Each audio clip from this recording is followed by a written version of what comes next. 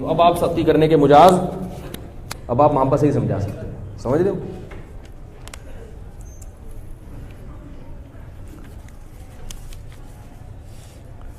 شادی کی سالگرہ محض بیوی کی خوشی منانا کیسا ہے؟ شادی کی سالگرہ والے دن میاں بیوی کہیں باہر جانا چاہیں کہ آج شادی کا دن ہے, ٹوپی ڈرامہ ہے, فضول چیزیں ہیں, سمجھ رہے ہو. چھٹی والے دن باہر گھوم پھر کے آ جایا کرو, صحیح ہے. ہمیں تو اپنی برتھ ڈے کا پتہ ہی نہیں ہوتا, مجھے لوگ بتا رہے ہوتے ہیں آپ فلاں دن آپ کی برتھ ڈے تھی, فضول کام ہے. جیسے جیسے عمر زیادہ ہو رہی ہے تو ہمیں تو افسوس ہو رہا ہے کہ پیچھے اعمال کا جو ہے نا پوٹلا خالی ہے اور قبر قریب آ رہی ہے. تو شادی بھی جیسے جیسے پرانی ہو رہی ہے, نئی نئی شادی ہوتی ہے, تو اگر ریورس ہو رہے ہو نا میاں بیوی, خوشی منائیں کہ ہماری شادی 1 سال پیچھے چلی گئی, دوبارہ اور تھوڑے سے جوان ہو گئے ہم. جیسے جیسے آگے جا رہے ہیں تو بڈھے ہوتے جا رہے ہیں, سمجھ رہے ہیں. اب یہ فضول طریقوں سے انجوائے کرنے کا فائدہ نہیں ہے کہ ادھر ادھر جائیں کھانے پینے کھائیں. اب بڈھے ہو رہے ہیں, اب قبر کی فکر شروع کر دیں, سمجھ رہے ہیں. اچھا ہو گیا بھائی. عورت کا انتقال ہونے کے بعد کیا اس عورت کا شوہر اس کا چہرہ دیکھ سکتا ہے؟ ہاں دیکھ سکتا ہے. ایک طلاق دے دی, دوبارہ رجوع کیا, 1 سال بعد پھر لڑائی ہوئی تو پھر طلاق دی, تو پہلی طلاق گنی جائے گی یا نہیں؟ گنی جائے گی. طلاق میں ریورس گیئر ہے ہی نہیں. جب ایک ہو گئی تو وہی مسئلہ میں کمپلیٹ کر دیتا ہوں جو میں بیان سے پہلے بتا رہا تھا. وہ جو میں نے موضوع شروع کیا تھا نا, وقت کا ضائع نہیں کرنا چاہیے کھیل کود میں اور ان چیزوں میں, تو وہ میں اگلے ہفتے انشاءاللہ اس کو مکمل کروں گا. تو یہ چونکہ ایک پی ٹی آئی کا ایک کرنٹ موضوع چل رہا تھا اس پر, اور تھوڑی سی بات میں اس پر بھی کروں گا. یہ جو ایک لڑکی کے ساتھ زیادتی ہوئی ہے قصور میں, اس کی میں وجوہات بیان کروں گا, ایسا ہو کیوں رہا ہے. اصل وجہ کو جب تک آپ کنٹرول نہیں کریں گے نا تو یہ واقعات ہوتے رہیں گے. بلکہ میں اسی کو پہلے چھیڑ دیتا ہوں. یہ جو اس طرح کے بچیوں کے ساتھ زیادتی کے اور پھر اس کے قتل کے واقعات ہوتے ہیں, اس میں الیکٹرانک میڈیا کا, ڈراموں فلموں کا بہت بڑا کردار ہے. ساری چیزیں شہوت بھڑکانے والی دکھائی جا رہی ہیں. اسلام عورت کو حجاب کا حکم دیتا ہے تاکہ مردوں میں حیوانی شہوت نہ بڑھے. آپ نے تمام وہ چیزیں کھلے عام رکھی ہوئی ہیں کہ جس سے شہوت بھڑکتی ہے, تو نتیجہ کیا نکلے گا پھر؟ اسی طرح جنسی درندے اپنی ہوس کو پورا کریں گے. تو اس معاشرے میں جب صالح معاشرہ ہوتا ہے, پردے کا نظام ہوتا ہے, میڈیا کنٹرول میں ہوتا ہے, بے حیائی کنٹرول ہوتا ہے, تو ایسے واقعات وجود میں نہیں آتے.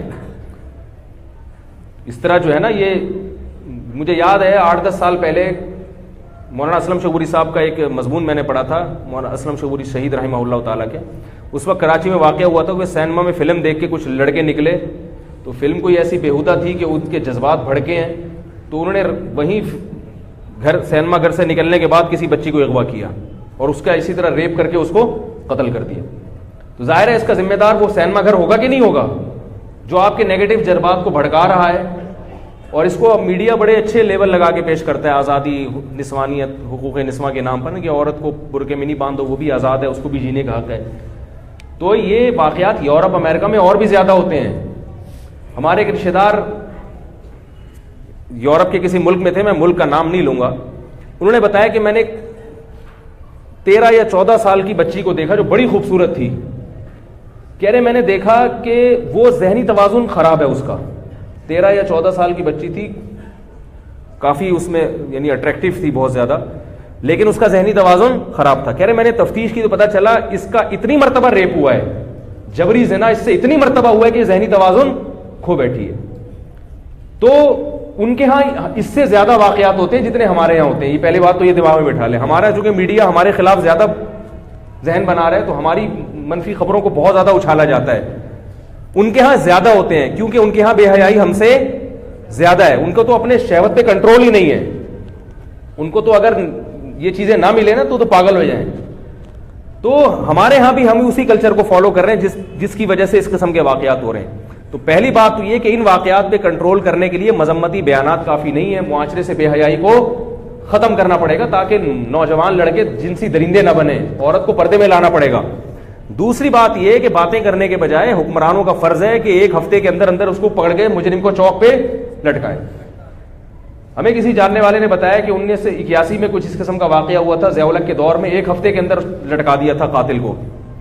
تو ایسا واقعہ اگر ہو تو بھائی پولیس حرکت میں آئے, حکومت ایکشن لے کہ قاتل کو فوراً پکڑو اور اس کو چوک پہ سب کے سامنے لٹکاؤ فوراً. تو جب شرعی سزائیں نافذ ہوتی ہیں تو تو اس قسم کے واقعات پھر نہیں ہوتے. ورنہ بے حیائی پھیلائی جا رہی ہے اور سزائے مقدمے چلتے ہیں اتنے لمبے لمبے, پتہ ہی نہیں چلتا, کچھ دن کے بعد لوگ بھول جائیں گے, لوگ بھول جائیں گے کہ کوئی کیس بھی ہوا تھا کہ نہیں ہوا تھا. کس قدر ظلم اور زیادتی کی بات ہے.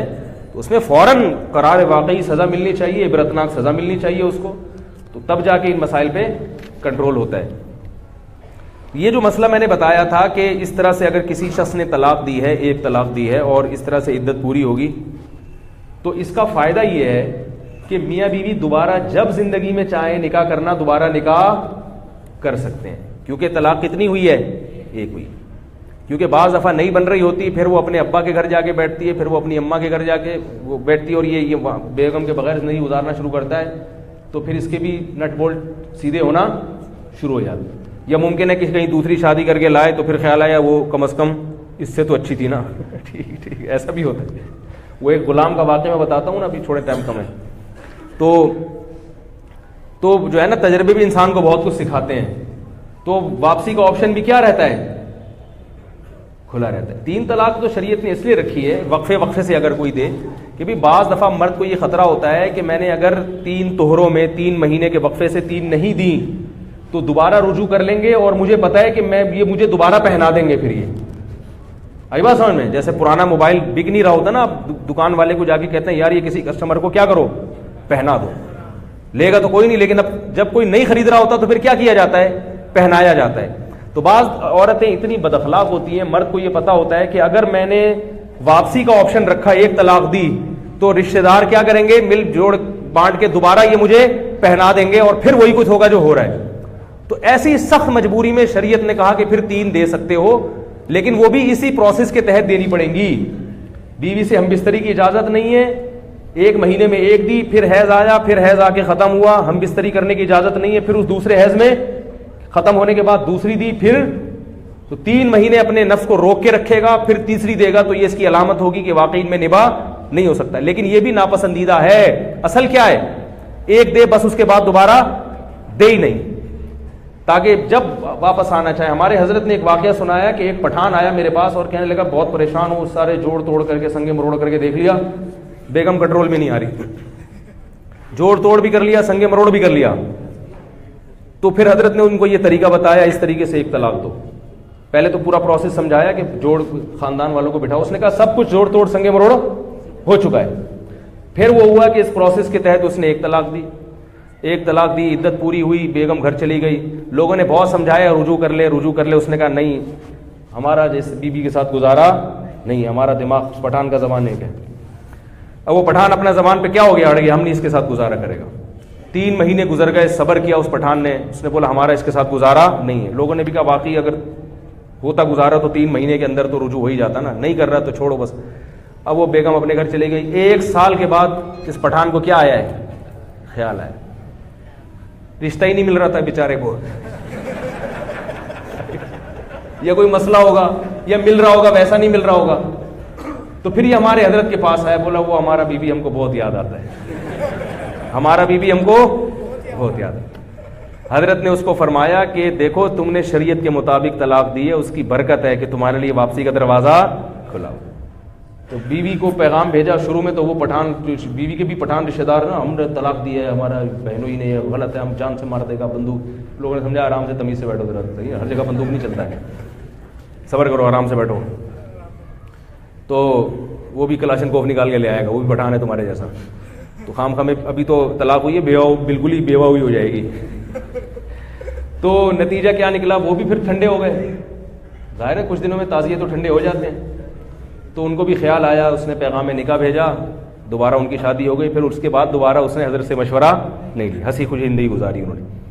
تو یہ میں عرض کر رہا تھا کہ اگر طلاق ہو جائے اور دوبارہ دونوں رجوع کرنا چاہیں تو پھر شریعت نے ان کے درمیان کباب میں ہڈی بننے سے منع کیا ہے.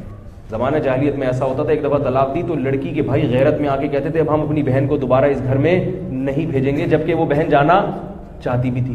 تو اللہ نے صاف لفظ میں کہا, فرمایا فلا تعذلوهن ان ينكحن ازواجهن, اگر یہ دونوں دوبارہ جوڑ چاہتے ہیں تو یہ نہ کہو کہ ان میں جوڑ نہیں ہوا تھا, اتنے پھٹے ہوئے تھے, اب نہیں بھیجیں گے, کوئی بات نہیں, دوبارہ بھیج دیں گے. ہمارے یہاں یہ بھی ہوتا ہے, 1 دفعہ دے دی اب نہیں ہو سکتا, اب جانا ہی نہیں. 3 دے دی تو پھر تو جانے کا دروازہ بند ہے, یاد رکھو, پھر تو حرام ہے, زنا ہے. لیکن اگر ایک یا دو دی ہیں پھر دوبارہ جانا چاہتے ہیں تو پھر درمیان میں رکاوٹ مت بنو اور اس کو غیرت کا مسئلہ نہیں بناؤ. سمجھ رہے؟ شکر ہے. کسی نے مسئلہ پوچھا ہے لڑکی اگر بالغ ہو تو اس کی رضامندی کی بنا اس کی شادی طے کر دینا جائز ہے؟ نیز اسلام میں کفو کی کیا اہمیت ہے؟ رشتے طے کرتے وقت والدین کو لڑکے کی عمر کا کس قدر لحاظ رکھنا چاہیے؟ مثلا لڑکی کی عمر 18 سال ہو لڑکے کی 32 سال تو بہت بھائی بالغ لڑکی کا نکاح اس کی مرضی کے بغیر حرام ہے, جائز نہیں ہے. لڑکی بالغ ہو گئی تو اگر وہ نہیں کرنا چاہ رہی تو باپ زبردستی نہیں کر سکتا. سمجھ رہے ہیں؟ تو یہ تو مسئلہ واضح ہے بالکل. باقی کفو کی کیا حیثیت ہے؟ تو کفو غیر کفو میں نکاح بھی غلط ہے, جائز ہے لیکن شریعت میں پسندیدہ کام جائز کسی مجبوری سے ہوتا ہے, بعض دفعہ نہیں مل رہا ہوتا. کفو کہتے ہیں کہ لڑکا جو ہے وہ لڑکی کے ہم پلہ ہو 6 چیزوں میں. اس کے دلائل کیا ہیں بھی اس کا ٹائم نہیں, میرے کو فوراً فیس بک پہ کون سی حدیث سے نکالا ہے کون سی حدیث. ہر آدمی فنٹر ہے نا آج کل, فنٹر گیری تو بہت چل رہی ہے, آپ کو پتہ ہے سارے مفتی بنے ہوئے. تو ہم پلہ میں جو نکاح ہوگا, ہم پلہ میں نکاح, حضرت زینب کا نکاح نبی صلی اللہ علیہ وسلم نے حضرت زید بن حارثہ سے کیا مگر وہ نکاح کامیاب نہیں ہوا. اسی بنا پر فقہاء نے مسائل, اور اس پر چاروں ائمہ کا اتفاق ہے کہ باپ کے لیے یہ غلط ہے کہ وہ اپنی بیٹی کا نکاح غیر کفو میں کر دے, کیونکہ عورت شوہر کے ماتحت ہوتی ہے, اور جس کے ماتحت ہوتی ہے تو اس کا آپ سے درجے میں اونچا ہونا, آپ کبھی بھی ذہنی طور پر اپنے سر کا تاج کسی ایسے کو نہیں بناؤ گے جو آپ سے کمتر ہو بھائی, تاکہ وہ اس کو برتری کا احساس ہونا کہ میرا میاں ماشاءاللہ دیکھنے میں بھی کیا لگ رہا ہے, میاں لگ رہا ہے, ہاں میں اس کی اطاعت کروں گی. اگر آپ نے اس سے کمتر میں ایک بریگیڈیئر کی بیٹی ہے اور اس کی شادی ہو جائے بالکل بیچارے ایک لو لیول آدمی سے, ہے وہ بھی مسلمان جنت میں جائے گا, لیکن یہ جوڑا آپس میں چلے گا نہیں. یہ اسلام دین فطرت ہے نا, وہی بات کرے گا جو ایک فطرت کے موافق ہو, جوڑا چلے گا نہیں آپس میں. تو فقہاء نے 6 چیزیں بیان کی ہیں کہ ان 6 چیزوں میں آپ کو جوڑ دیکھنا پڑے گا. مرد کے لیے نہیں ہے یہ, مرد تو اپنے سے کمتر میں نکاح کرے. الٹا ہو رہا ہے معاملہ, لڑکا دیکھ رہا ہے کہ لڑکی میں یہ 6 چیزیں ہیں یا نہیں ہیں. بھائی آپ کو تو اجازت دی ہے کہ آپ کمتر سے بھی کر سکتے ہیں. لڑکی کو کہا ہے کہ جب اس کی شادی ہوگی تو بندہ اس کے پیرالل ہونا چاہیے یا اس سے اونچا ہونا چاہیے. جب بندہ اونچا ہوگا تو عورت مرتبے میں مرد سے کم درجے کی ہوگی کہ نہیں ہوگی, پھر نکاح کامیاب چلے گا, کیونکہ مرد کا جب اونچا مقام ہے تو پھر ہونا چاہیے نا اس کا اونچا مقام. تو اب اس میں 6 چیزیں ہیں. اس میں ایک خاندان ہے, نسب بھی دیکھا جاتا ہے اس میں, کیونکہ جو کوالٹیز ہیں نا وہ خاندانوں سے آتی ہیں. یہ جو لوگ کہتے ہیں نا خاندان کچھ نہیں ہوتا ہے, میں یہ نہیں کہہ رہا غیر خاندان میں نہ کریں, غیر خاندان میں تو بالکل کرنی چاہیے شادی اگر جوڑ کا رشتہ مل رہا ہے. کمتر خاندان میں نہ کریں. کمتر کا مطلب کیا ہوتا ہے, بعض خاندان حرکتوں میں مشہور ہوتے ہیں, نیچ حرکتوں کی وجہ سے. یہ مطلب نہیں کہ ان میں ہر آدمی نیچ ہوتا ہے, لیکن بعض خاندان ایسے ہوتے ہیں کہ وہ حرکتوں میں کیا ہوتے ہیں, بول لو نا یار, مشہور ہوتا ہے کہ یہ کوئی اچھی فیملی نہیں, ان کے تمیز والے لوگ نہیں ہیں. یہ صحیح ہے نا, ان میں بعض لوگ اچھے بھی نکل آتے ہیں. یہ اس لیے کہہ رہا ہوں کہ اگر کوئی نیچ اچھے خاندان کا نہیں ہے تو اس کا مطلب نہیں کہ ہر آدمی برا ہے, لیکن بعض خاندانوں کی کوالٹیز ایسی ہوتی ہیں بندے کو پتہ چلا ہے بندہ خاندانی نہیں ہے, تو اس میں خاندان دیکھنا ہے. دوسرا اس کا پیشہ دیکھنا ہے.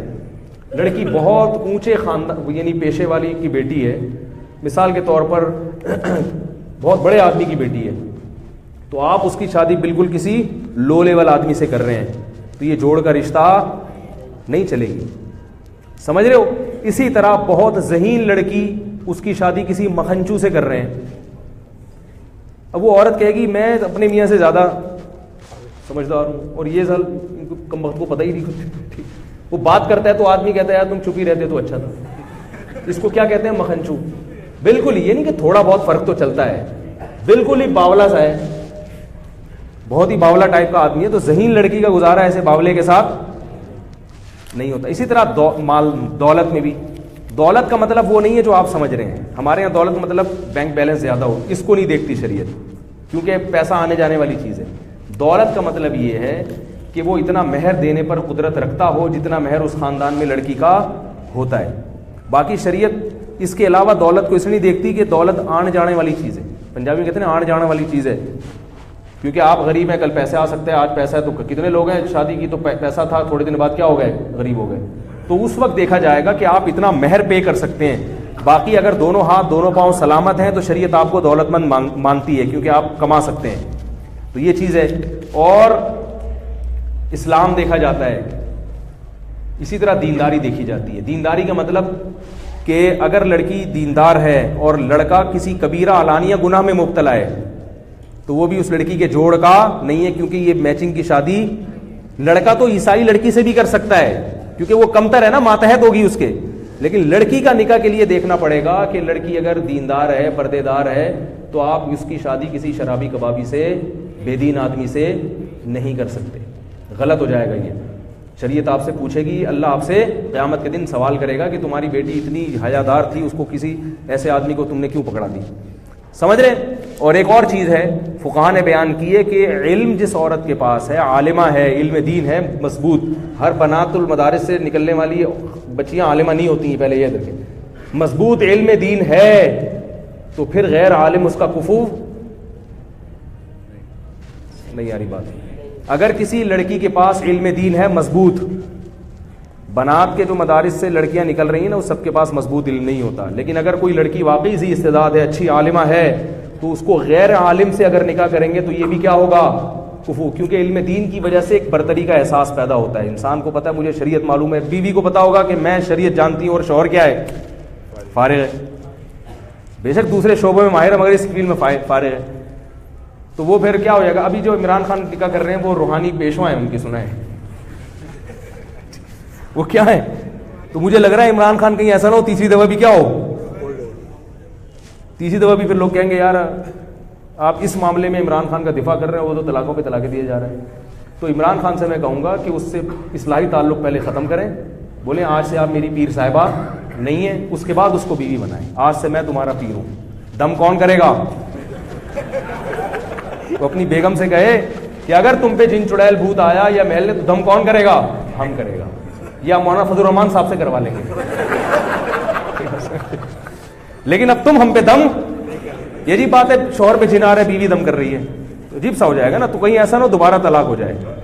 اس لیے میں تھوڑا سا پی ٹی آئی والوں کو مشورہ دے رہا ہوں, عمران خان سے بولیں آپ نکاح ضرور کریں, بہت اچھی بات ہے, نکاح سے کوئی نہیں روکے گا آپ کو, لیکن آپ اگر وہ روحانی پیشوا ہیں آپ کی تو یہ روحانی تعلق ان سے کیا کرو, ختم کرو. پہلے روحانی تعلق نہیں چلے گا, دم ہم کرے گا. تو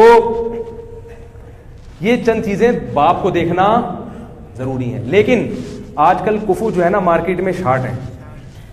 ابا اگر یہ دیکھنا شروع کر دیں تو اس کا اصل حل یہ ہے کہ جو کفو ہے نا, اگر وہ اس پہ دوسری بیوی بنا کے دے دو, جو آپ کو کڑوا لگتا ہے پھر یہ لفظ, بھائی غیر کفو میں لڑکی کی شادی کرنے سے بہتر ہے کسی کفو والے کی دوسری بنا دو, کیونکہ وہ دوسری میں کامیابی کا چانس زیادہ ہے, لیکن غیر کفو میں کامیابی کا چانس کم ہے. اس میں ساری زندگی کڑوے گھونٹ پی پی کے عورت گزارتی ہے. اور جن خواتین کی غیر کفو میں شادی ہو چکی ہے وہ اب برداشت کریں, کہ وہ میرے بیان سن کے کہتے ہیں اچھا ہمیں تو پتہ ہی نہیں تھا. بھائی اب جو ہے اس کو سرت کا تاج بنائیں, برداشت کریں. سمجھ میں آ رہی ہے. یہ تو جن کی نہیں ہوئی ان کی بات کر رہا ہوں میں, جن کی نہیں, اور وہ اپنے شوہر کو اپنے سے اچھا ہی سمجھیں, چاہے جو مرضی ہو. بولے بھائی شوہر کا مقام ہے, اب جو ہیں اللہ نے مقدر میں لکھ دیا, آپ میرے سر کے تاج ہیں, جو بھی ہیں آپ مکھنچو ہیں, لیکن ہاں تو کس کے, آپ میرے سر کے تاج ہی ہیں, اب اللہ نے بنا دیا. کیونکہ طلاق کے بعد تو اور مسائل کھڑے ہو جاتے ہیں. اور جن کی نہیں ہوئی تو ماں باپ اس کا خیال کریں, غیر کفو میں اس کا نکاح نہیں کریں. اگر کوئی کنوارا نہیں مل رہا تو کوئی بات نہیں, جس کی شادی ہو چکی ہے اس کو دوسری پہ دے دیں. یہ اسلام نے حکم دیا ہے. دوسری کی اجازت بھی مرد کو اس لیے دی ہے تاکہ خواتین کے لیے رشتے کی سلیکشن میں آسانی ہو جائے. اب یہاں سے ہمارے آپ کے اختلافات شروع ہو جائیں گے, اس لیے میں اس کو یہیں بند کرتا ہوں. اللہ تعالیٰ ہم سب کو سمجھنے کی, عمل کرنے کی توفیق عطا فرمائے. یہ پرچی رہ گئی تو نہیں گئی کوئی, ٹھیک ہے ہو گئی پرچی. الحمدللہ رب العالمین والعاقبۃ للمتقین والصلاۃ والسلام علی رسول الکریم وعلی آلہ وصحبہ.